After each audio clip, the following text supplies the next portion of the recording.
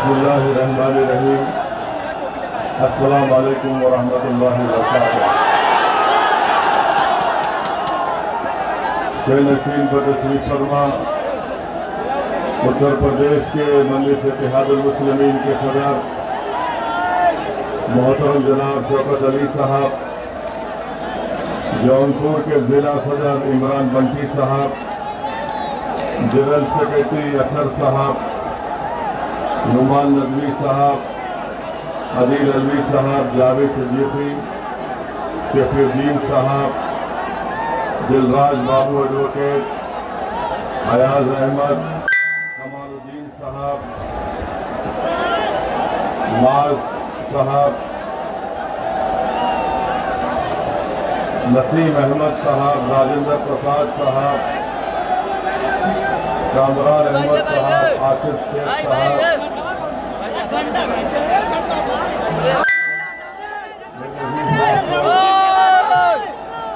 और बुजुर्गों, मैं आप तमाम का दिल की गहराइयों से शुक्रिया अदा करता हूं कि आपने अपना कीमती वक्त निकालकर आज के इस जलसेराम में शिरकत की। मैं अल्लाह से सिर्फ दुआ कर सकता हूं कि अल्लाह सुब्हानहू व तआला आपके दिल में और मजलिस इत्तेहादुल मुस्लिमीन की मोहब्बत पैदा करे और इंशाअल्लाह ताला ये मोहब्बत हमको आने वाले असेंबली इंतखाबात में आपके वोट और दुआओं से मजलिस के उम्मीदवारों को कामयाब करके उत्तर प्रदेश की सियासत में हम एक तारीख को रकम करेंगे और इंशाअल्लाह ताला आपका इत्तेहाद, आपका ये मोहब्बत, आपका ये जज्बा इंशाअल्लाह ताला जरूर उत्तर प्रदेश की मजलूम कौम के लिए एक नई तारीख रकम करेगा।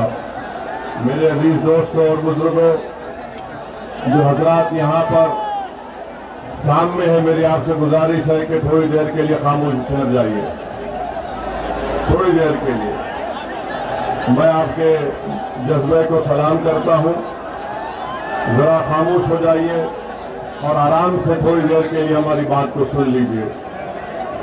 मेरे अजीज दोस्तों और बुजुर्गों, मजलिस इत्तेहादुल मुस्लिमीन उत्तर प्रदेश के विधानसभा में, जैसा कि अभी शौकत साहब ने, हमारे सदर ने ऐलान किया कि मजलिस इत्तेहादुल मुस्लिमीन इस आने वाले असेंबली और विधानसभा के इंतखाबात में पूरी ताकत और पूरी संगठन की तैयारी के साथ इस इलेक्शन में हिस्सा ले रही है। मेरे अजीज दोस्तों, मेरे अजीज दोस्तों और बुजुर्गों, मैं आपसे बताने आया हूं कि उत्तर प्रदेश में कितनी बड़ी तादाद में मुस्लिम अक़लियत रहती है और आपके पास अपनी कोई सियासी ताकत नहीं है, आपके पास अपनी कोई लीडरशिप नहीं है, आपके पास अपने कोई वोटों से मुंतखब शुदा नुमाइंदे नहीं है। उत्तर प्रदेश की सियासत की तल्ख हकीकत यह है कि उत्तर प्रदेश में हर समाज के पास उनकी एक सियासी ताकत है, उनके लीडर है, उनका नेता है। इसीलिए उनके मसाइल को, उनकी तकालीफ को सुना जाता है और उनसे नाइंसाफियों को खत्म करने के लिए सरकार किसी की हो, चाहे भाजपा की हो, समाजवादी की हो या बीएसपी की हो, उन समाज से इंसाफ किया जाता है। आप इस बात का अंदाजा लगा लीजिए कि इतनी बड़ी तादाद में उत्तर प्रदेश में मुसलमान बसते हैं और इतनी बड़ी तादाद में रहने के बावजूद भी मुसलमानों से इंसाफ नहीं किया जाता। मुसलमानों से इंसाफ इसलिए नहीं किया जाता क्योंकि उत्तर प्रदेश के मुसलमानों का ये जानते हैं कि आज इन मुसलमानों के पास इनकी लीडरशिप नहीं है, इनके वोट से मुंतखब शुदा इनके नुमाइंदे नहीं है। इसीलिए ये तमाम नाइंसाफियों का सिलसिला चलता रहता है। मेरे अजीज दोस्तों और बुजुर्गों, मेरे गयूर नौजवान साथियों, मैं आपको ये पैगाम देने आया हूं कि आने वाले असेंबली इंतखाबात में आपको मुत्तहिद होकर अपने के वोट का सही इस्तेमाल करना है। आपको डरने और घबराने की जरूरत नहीं है। मैं आपसे ये गुजारिश इसलिए कर रहा हूं कि मजलिस इत्तेहादुल मुस्लिमीन जहां कहीं भी इलेक्शन लड़ती है तो मजलिस के खिलाफ ये इल्जाम लगा दिया जाता है कि मजलिस अगर लड़ेगी तो फुला जीत जाएंगे, बीजेपी जीत जाएगी। अगर मुसलमान मजलिस को वोट देगा तो इससे दूसरी पार्टियों का फायदा होगा। मैं आपको ये बताने आया हूं कि आपने 60 साल हर उस पार्टी का साथ दिया जिसने आपसे वादा किया था कि वो आपकी जान की तहफ़्फ़ुज़ करेगी, वो हमारे मस्जिद की हिफाजत करेगी, वो हमारे नौजवान बच्चों का एक मुस्तकबिल रोशन करेगी। मगर आज आप देखते हैं कि 60 साल हालत मजबूरी में आपने इन तमाम सियासी पार्टियों का साथ दिया, मगर नतीजा क्या निकला? नतीजा ये निकला कि आज हम गरीबी और कस्मपुरसी हमारा मुकद्दर बनकर रह गया। नतीजा ये निकला कि हमारे मासूम बच्चे और बच्चियों के लिए स्कूल नहीं मिलता। नतीजा ये निकलता है कि हमारे गांव और हमारे महल्ले जात में कोई तरक्याती काम नहीं किए जाते। नतीजा ये निकला कि हमारा नौजवानों को उनकी जवानी जेल में डालकर उनके मुकद्दर को, उनकी जवानी को बर्बाद कर दिया गया। मेरे अजीज दोस्तों और बुजुर्गों, इस हालात को, इन हालात को बदलना है और उसको बदलने का एक ही तरीका है कि आप मुत्तहिद हो जाइए और मुत्तहिदा अपने वोट का इस्तेमाल करिए। डरने और घबराने की जरूरत नहीं है। 2019 के लोकसभा के चुनाव में समाजवादी और बसपा मिलकर लड़े।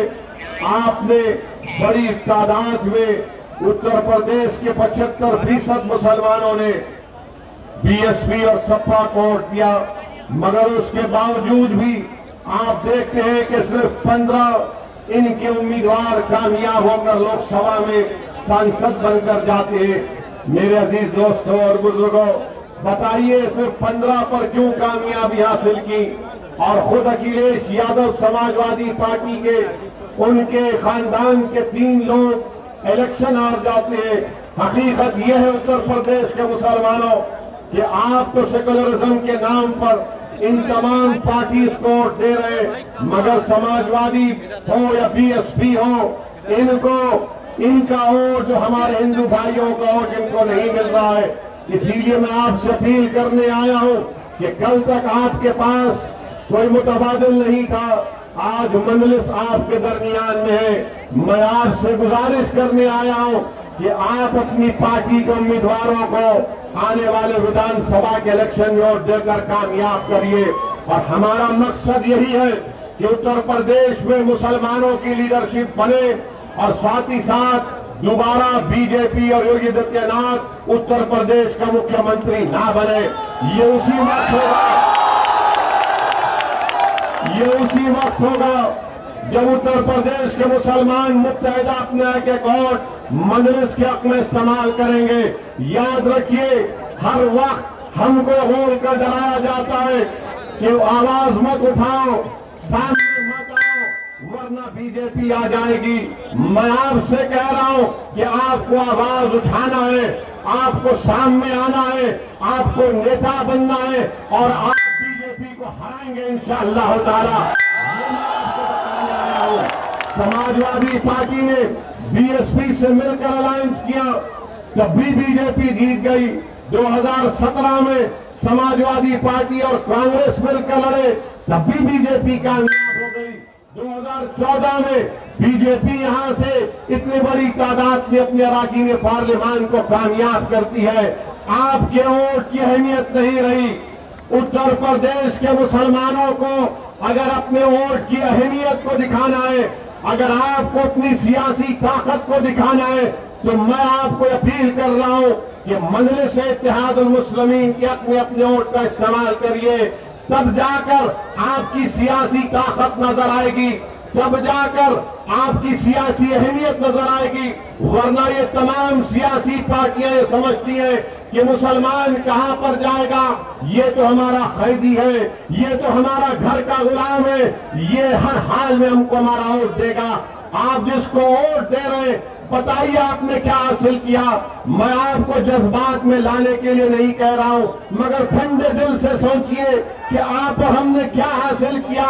हमारे बच्चे जेलों में पड़े हुए, कभी जेल में इनकाउंटर हो जाता है, कभी दहशतगर्दी के नाम पर जेल में झूठे केसों में डाल दिया जाता है।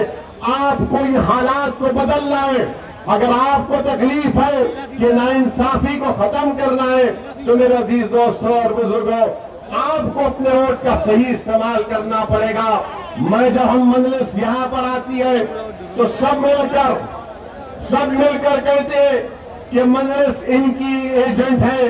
कभी अब आपने सुना कि उत्तर प्रदेश के मुख्यमंत्री योगी आदित्यनाथ ने कह दिया कि ओवैसी समाजवादी का एजेंट है। समाजवादी पार्टी बोलती कि ओवैसी बीजेपी का एजेंट है। कांग्रेस बोलती कि ओवैसी फुला का बी टीम है।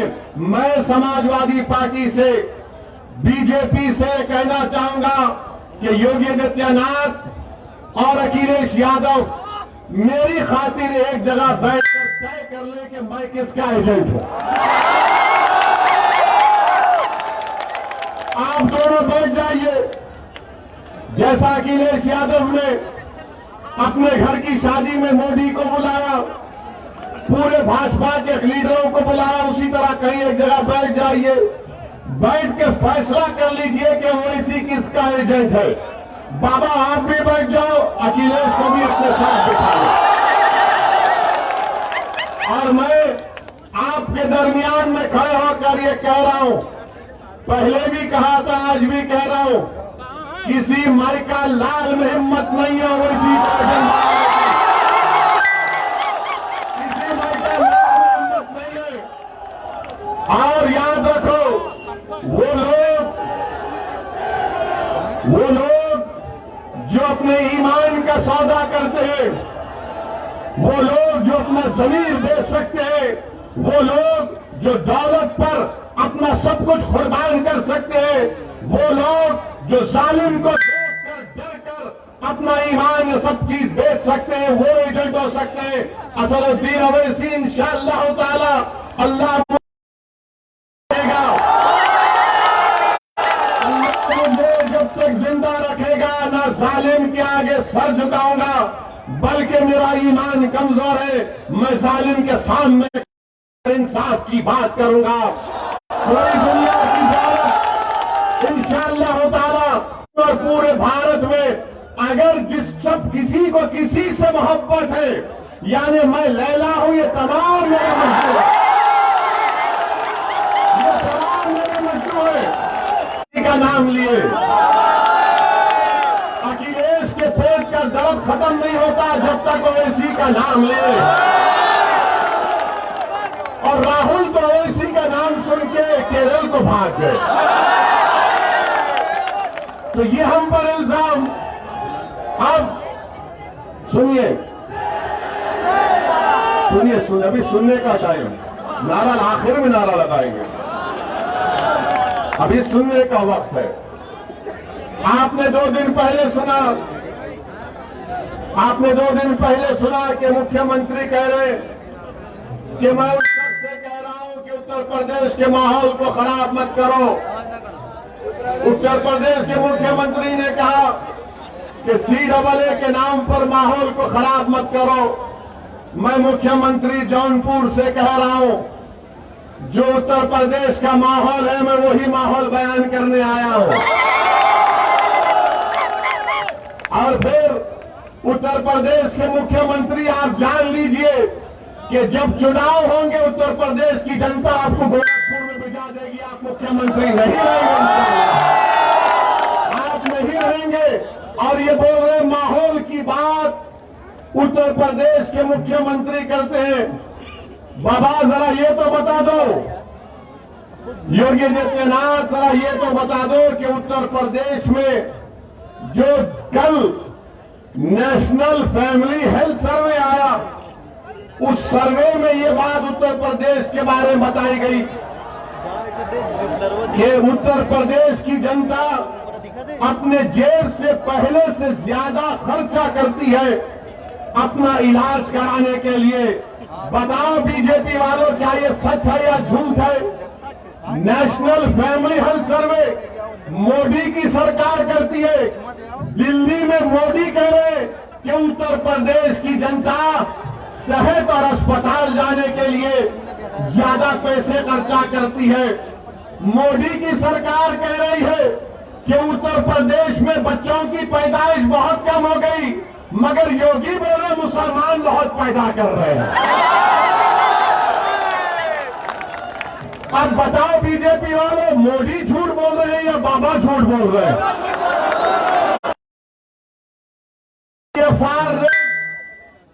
पीएफआर रेट उत्तर प्रदेश का गिरता जा रहा है, मगर भाजपा को यूपी में दिख रहा है कि मुसलमान बच्चे बहुत पैदा कर रहे हैं। ये मोदी की सरकार कहती है। तीसरा, सिर्फ 11% बच्चों को खाने को खाना मिलता है। कौन सी सरकार बीजेपी दे रही है? सिवाय ठोक दो, बुलडोजर चला दो, अरे इस तरह की बातें करने से कुछ हासिल नहीं होगा।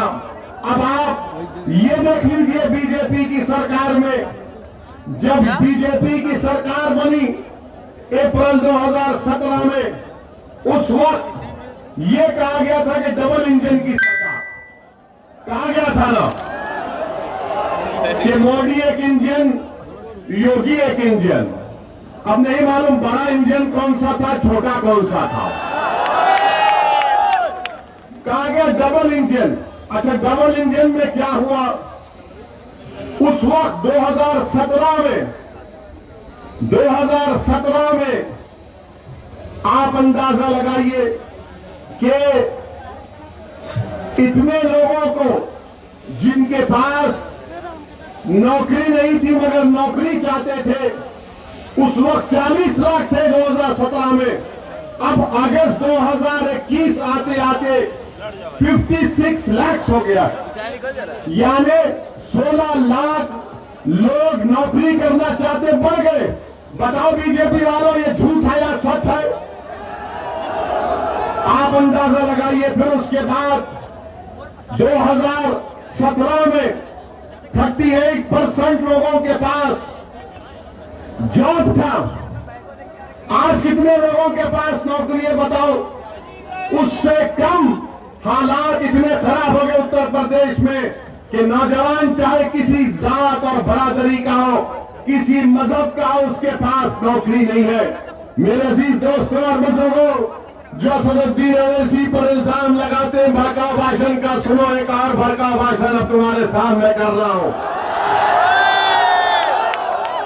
4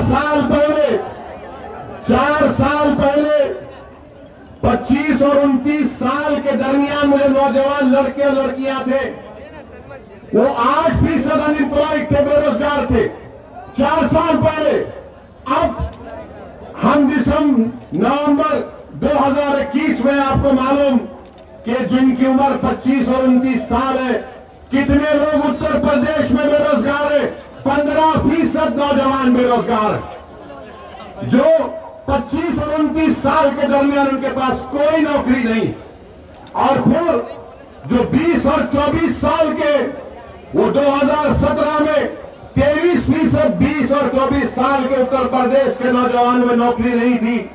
आज वो बढ़ते बढ़ते 31% हो गया, 31% हो गया।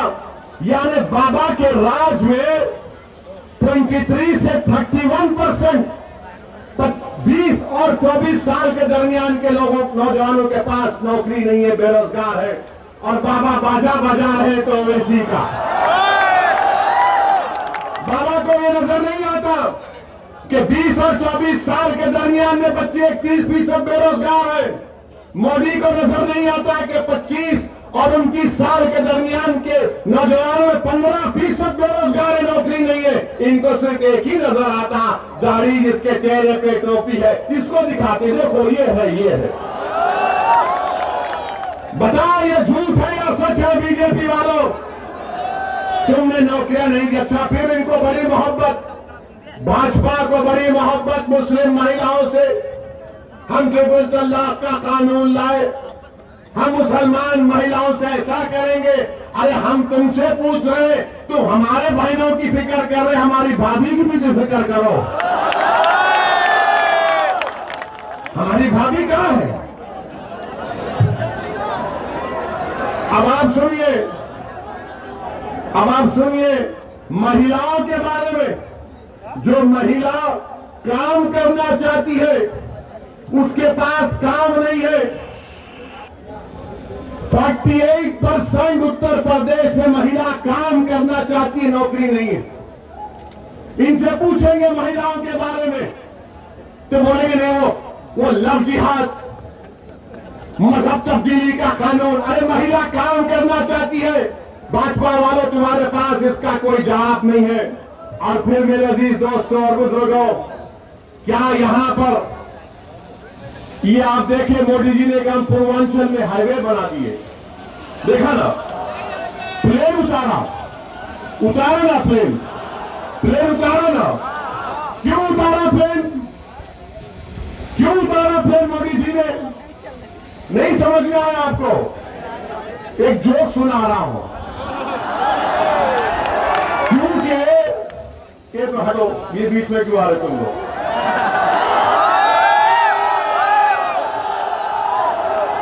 मोदी जी ने, सुनिए, मोदी जी ने प्लेन क्यों उतारा?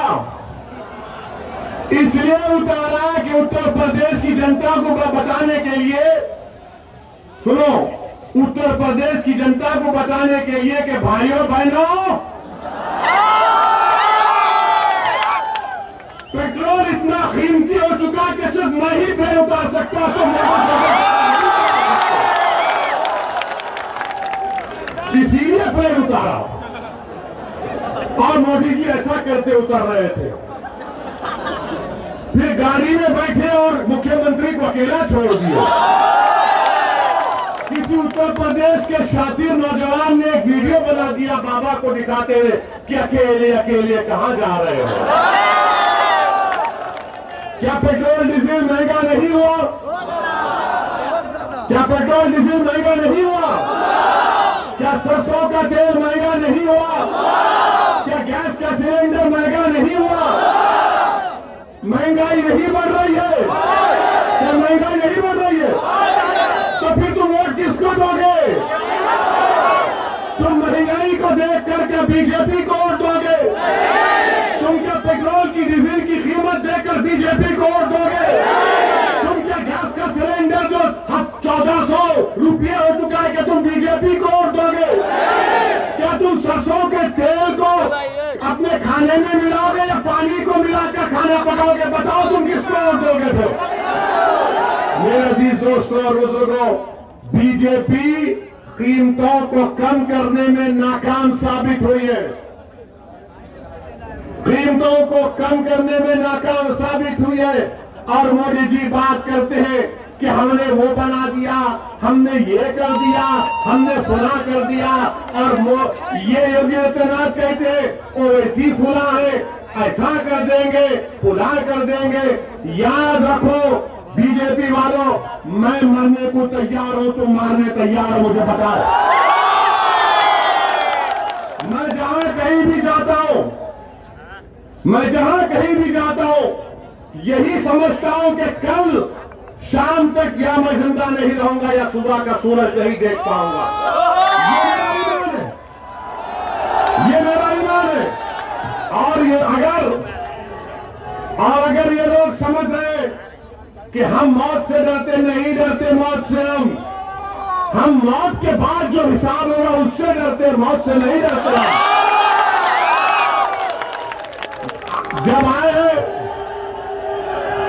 जब आए हैं तो जाएंगे, एक दिन सब जाएंगे।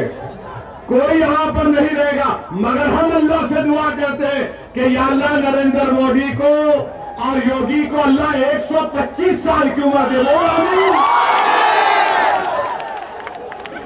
और हमको अल्लाह सेहत से जिंदा रखे, ऐसी सेहत दे कि हम जिंदा रहे तो अल्लाह के आगे सर झुकाए, जालिमों के आगे कभी ना झुकाए।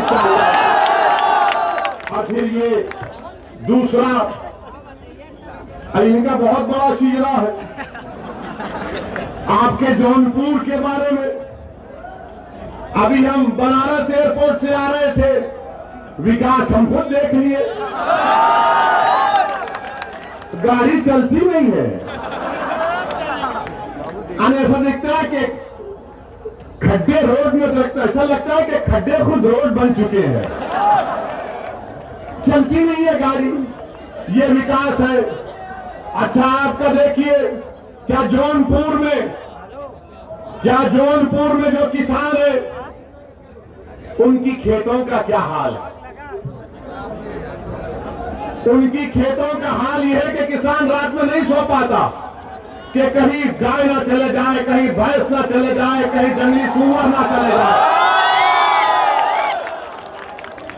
पूरी खेत साफ कर देते, क्योंकि बीजेपी के दौर में किसान की खेत गाय भैंस जंगली सूअर खा सकते, अगर किसी को हाथ लगाए तो उसकी इज्जत इंसान से ज्यादा।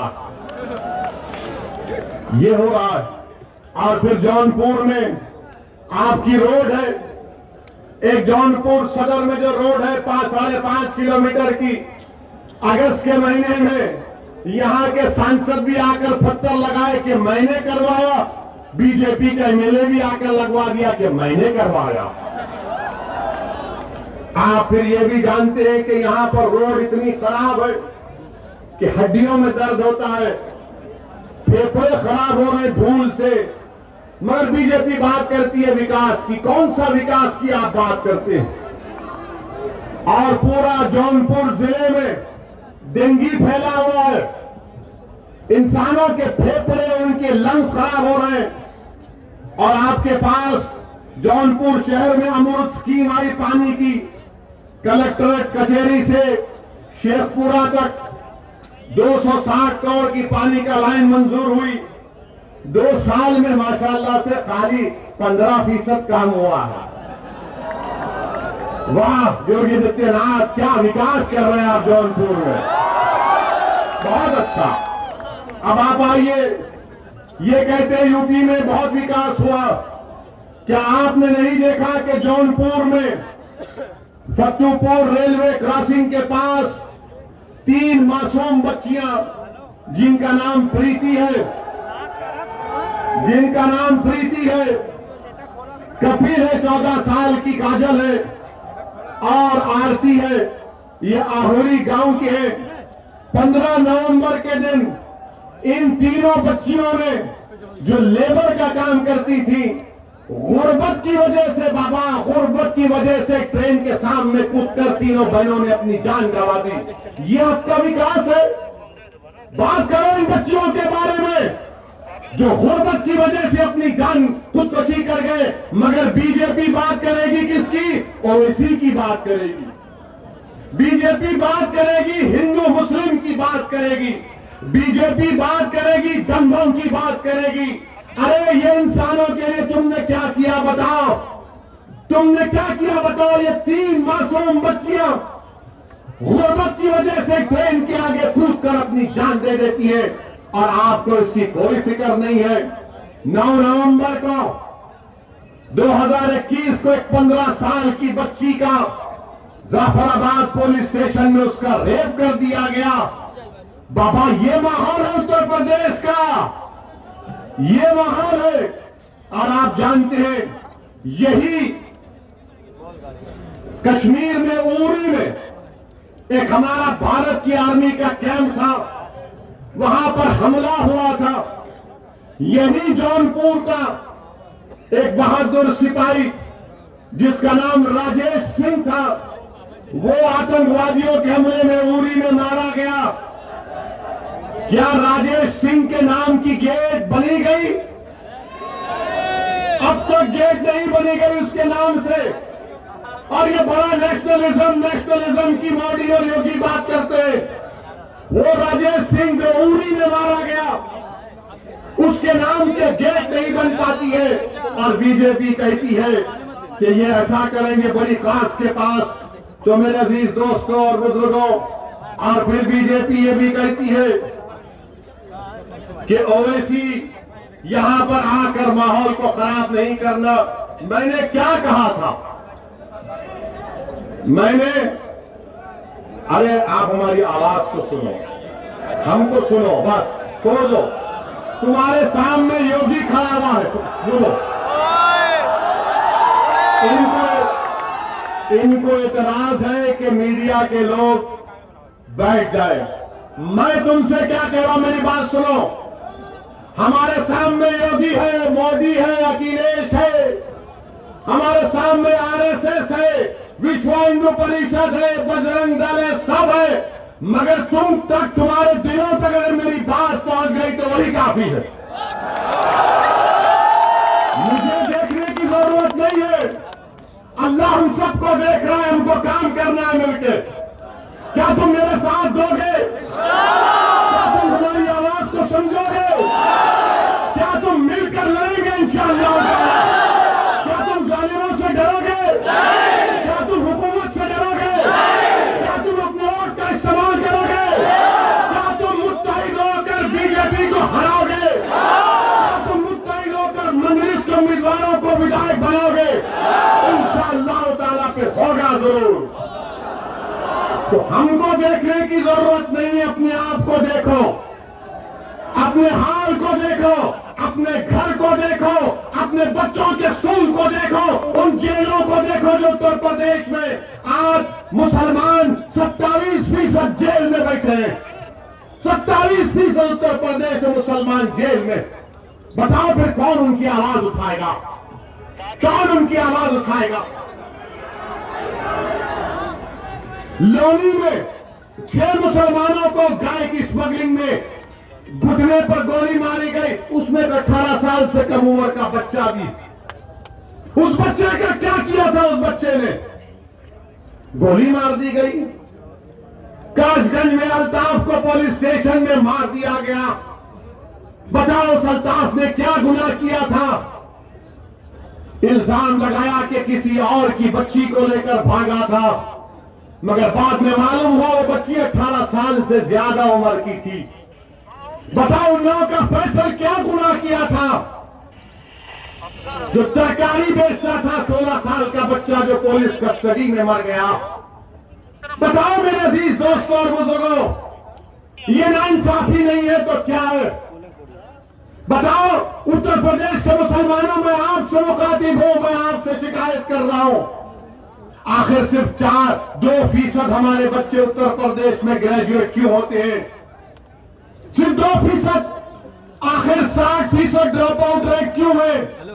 कौन जिम्मेदार है मेरे भाई? हम जिम्मेदार हैं। अगर आप इन सियासी जमात से कहेंगे नहीं, जिस दिन आप अपना वोट का इस्तेमाल करेंगे, मजलिस को वोट देंगे, आप अपनी सियासी लीडरशिप को बनाएंगे, तो तब आप देखेंगे हालात बदलेंगे। नाइंसाफियों के दौर का खात्मा होगा। कोई हमसे नाइंसाफी करने से पहले सोचेगा।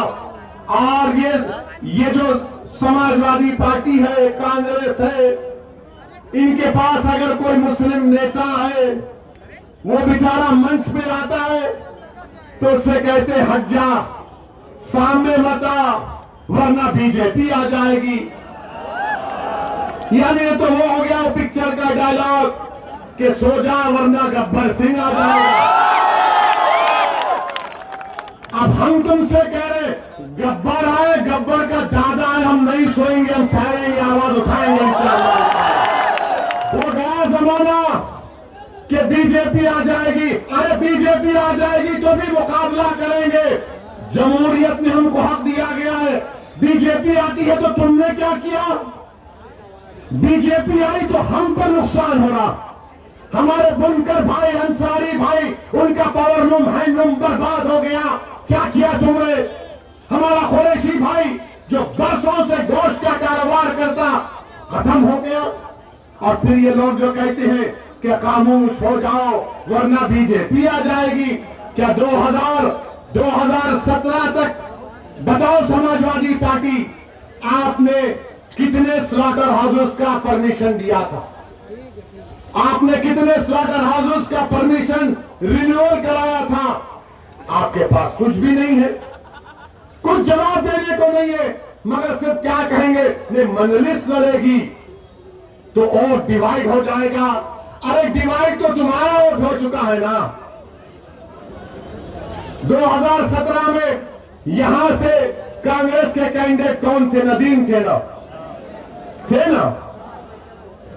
ये दोनों अखिलेश और राहुल मिले थे ना? क्या कहा था? यूपी को इन लड़कों का साथ पसंद है, वो लड़के मिले, ये नदीम लड़का हार गया। हम हराए, मजलिस हराई।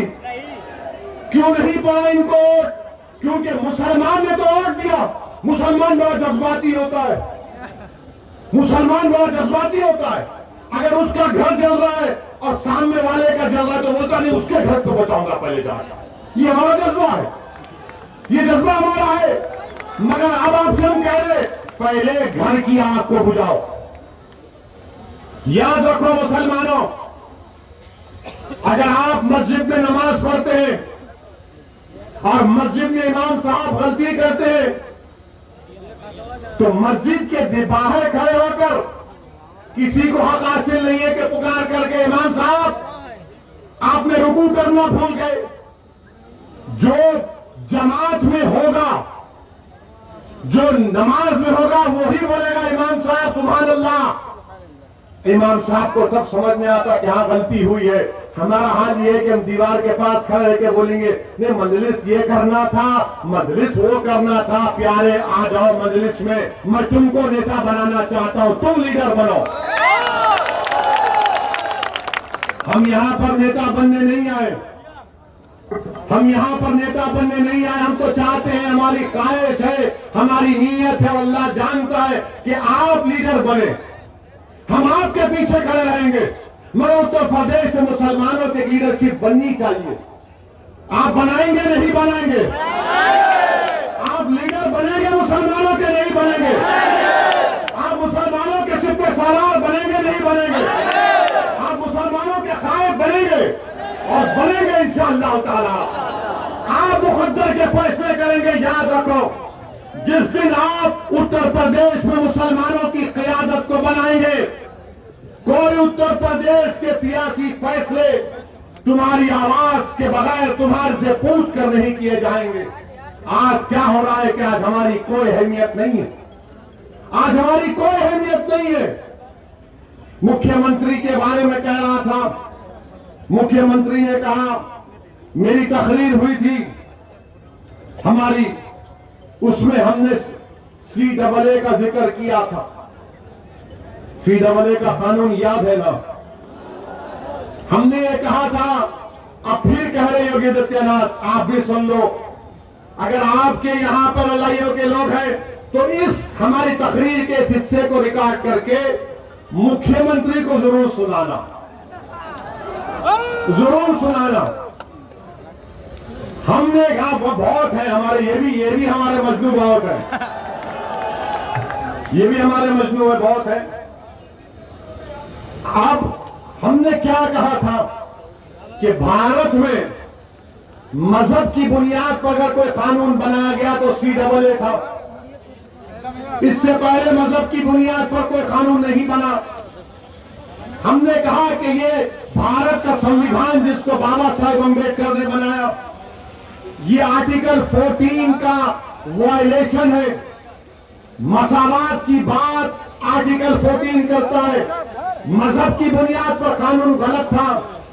हमने ये कहा, हमने ये भी कहा कि CAA को NPR NRC से जोड़कर देखना पड़ेगा। अब आप जितना मजमा यहां पर हजारों की तादाद का, आप मजलिस के पार्टी स्पोक्स पर्सन है, आप क्या बोलते हैं हिंदी में उसको? आप पूरे के पूरे मजलिस के प्रवक्ता हैं आज से। CAA का कानून याद रखो आप। अगर किसी के पास कलम है तो लिख लो। कलम रखो अपनी जेब में मुसलमानों, कलम रखो, क्योंकि इमाम अहमद बिन हंबल रहमतुल्लाह अलैह अपनी जिंदगी के आखिरी वक्त तक इमाम अहमद बिन हंबल रहमतुल्लाह अलैह अपने साथ एक किताब को कलम को रखते। लोगों ने कहा कि इमाम आप वक्त के इमाम हैं, आपको कलम और कागज की जरूरत क्यों है? तो इमाम अहमद बिन हंबल ने कहा कि अगर मैं जिंदगी खत्म होने से पहले तक अगर किसी एक बच्चे से भी अच्छी हिकमत की बात सुनूंगा तो उसको लिख लूंगा। तो आपको मैं बता रहा हूं कि CAA पहले मजहब की बुनियाद पर गलत कानून बनाया गया। CAA को अकेले नहीं देखा जा सकता। पूरे भारत का मुसलमान CAA को लेकर बेचैन क्यों है? क्योंकि उसको NPR NRC से जोड़ दिया गया, उसको NPR NRC से जोड़ दिया गया। और NPR क्या है? आपको मालूम NPR NRC क्या है? कल अगर सेंसस होगा उत्तर प्रदेश में तो सेंसस करने वाले आपके घर को आएंगे। आपका नाम, आपका मजहब, आपकी पासपोर्ट की कॉपी, आधार कार्ड, आप कहां पैदा हुए, वालिद वालदा कहां पैदा हुए, उनका कागज पूछेंगे और एक लिस्ट बनाकर तहसीलदार के दफ्तर में पहुंचा देंगे। वो तहसीलदार ये कहेगा कि ये डाउटफुल सिटीजन शहरी है। फिर आपसे कहा जाएगा असदुद्दीन ओवैसी से कि बताओ तुम इस भारत के शहरी हो या नहीं? अब मुझे भागना पड़ेगा, ये कागज वो कागज, ठीक है हमने कुछ लाके दे दिया। फिर उसके बाद तहसील के ऑफिस में लिस्ट लगाई जाएगी। वहां पर ये संघ परिवार के लोग जाएंगे और जहां जहां मुसलमान का नाम रहेगा वो बोलेंगे डाउटफुल है, ये डाउटफुल है, ये भारत का शहरी नहीं है। फिर हमको अपनी शहरियत को साबित करना पड़ेगा। ये NPR NRC है, इसके खिलाफ हमें। अब आप सवाल करेंगे कि असदुद्दीन ओवैसी ये तो हुआ नहीं, तो मैं आपसे कह रहा हूं ये आसाम में हो चुका है। क्या हुआ आसाम में? सुप्रीम कोर्ट ने करवाया, वहां पर 19 लाख के नाम नहीं आए, जिसमें से 3.5 लाख मुसलमान के नाम थे। अब जब CAA आ गया, कानून बन गया ना, CAA कानून बन गया, तो वो जो गैर मुस्लिम है, जो 3.5 लाख मुसलमान को छोड़कर जो 15.5 लाख गैर मुस्लिम है, उनको CAA से उनको भारत का शहरी करार दे दिया जाएगा। और ये 3.5 लाख को फॉरेनर्स ट्राइब्यूनल कोर्ट में जाकर अपनी शहरियत को साबित करना पड़ेगा। ये होगा, याद रखो। अगर मोदी NPR NRC करेगा तो पूरे भारत में होगा। और जब हम ये चीज को देख चुके आसाम में, सुप्रीम कोर्ट मॉनिटर्ड हुआ, तो ये बोल रही देखो अभी तो रूल्स भी नहीं बने, अभी तो रूल्स नहीं बने, ओवैसी लोगों को भड़का रहा है। मैं भड़का नहीं रहा हूं, बल्कि हिंदू अखबार, अंग्रेजी का अखबार है, एक मशहूर जर्नलिस्ट है, बहुत मशहूर, जिसका नाम मोहतरमा विजेता सिंह है। गूगल में जाओ, हजरत गूगल में जाकर देखो, विजेता सिंह का नाम लिखो। हिंदू अखबार में विजेता सिंह ने मोदी की हुकूमत का जो NPR का फॉर्म है उसको अखबार में शाये किया। हमने उसकी मुखालिफत की। वो फॉर्म तो यही सब बातें पूछ रहा है। और फिर जो लोग बोल रहे हैं कि ऐसी भड़का भाषण दे रहा है, कि बात सच नहीं है कि मोदी सरकार एक कानून है, अगर कोई पैदा होता है, कोई मरता है, तो उसको कानून का नाम है registration of death and birth. उस कानून को मोदी सरकार तरमीम कर रही है और तरमीम करके उसको आधार से, इलेक्शन कार्ड से और सेंसस से, NPR से जोड़ेगी। इसकी मुखालिफत कौन किया पूरे भारत में? असदुद्दीन ओवैसी ने किया। मरकजी हुकूमत ने आवाम से पूछा कि आप इस पर ऑब्जेक्शन है तो लिख कर दीजिए। हमने अमित शाह की मिनिस्ट्री को इसके खिलाफ ऑब्जेक्शन लिख कर दिया। और हम फिर से कह रहे हैं, अगर registration of birth and death के कानून में तरमीम होगी वो बिल पार्लियामेंट में लाया जाएगा तो इंशाअल्लाह ताला सऊदी अवैसी और इम्तियाज जलील उस कानून की मुखालिफत करेंगे। वो काला कानून होगा, वो इम्तियाज एनआरसी की तैयारी होगी। ये बात हम जब करते हैं और हमने कहा कि जिस तरह किसानों के कानून को वापस ले लिया गया, CAA के कानून को भी वापस लेना चाहिए, तो सबके पेट में दर्द शुरू हो गया, सबके पेट में दर्द शुरू हो गया। अरे राकेश, जब CAA NPR NRC आएगा तो हमारे को परेशानी होगी, तुमको परेशानी नहीं होगी, क्योंकि हम मुसलमान हैं। तुम्हारे लिए CAA इस्तेमाल हो जाएगा और हमारे लिए NPR NRC का इस्तेमाल होगा। मेरे अजीज दोस्तों और बुजुर्गों, मैं आपसे वादा कर रहा हूं कि अगर मरकजी हुकूमत NPR NRC के रूल्स बनाएगी, मजलिस एहतजाज करेगी, मजलिस प्रोटेस्ट करेगी। अगर CAA का कानून वापिस नहीं होगा, मैं फिर से कह रहा हूं, मेरा ये जमहूरी हक है।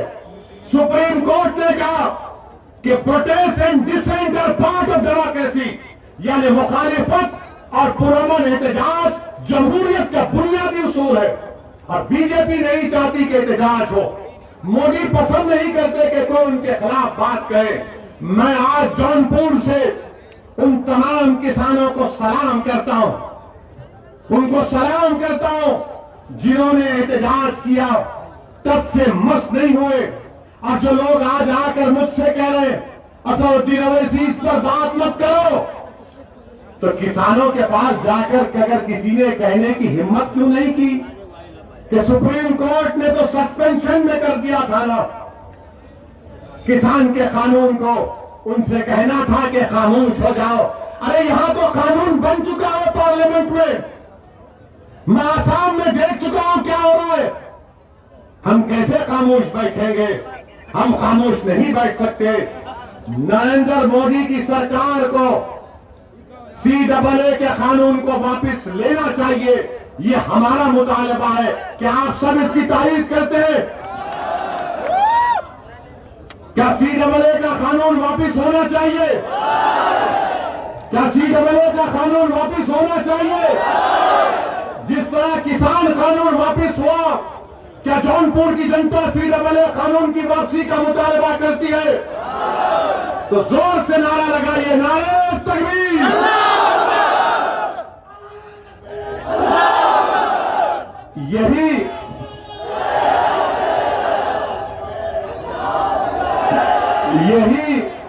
यही चीज उनको पसंद नहीं आती। और हम अपने भाइयों से कहना चाह रहे हैं, जब NPR NRC होगा तो मुसलमान नहीं, दलित को भी, यादव को भी, राजभर को भी, ब्राह्मण को भी, सबको लाइन में खड़ा रहना पड़ेगा। सबको लाइन में खड़ा कर देंगे मोदी जी, सबको लाइन में खड़ा कर देंगे। बोले कागज लाओ। मेरे अजीज दोस्तों और बुजुर्गों, इन अहम बात पर आपकी तवज्जो चाहता हूं और मैं आपसे वादा कर रहा हूं कि उत्तर प्रदेश के असेंबली इलेक्शन में आप मजलिस इत्तेहाद अल मुस्लिमीन के उम्मीदवारों को अपना विधायक और MLA बनाइए। ये विधायक जब जीतकर उत्तर प्रदेश की विधानसभा में जाएंगे,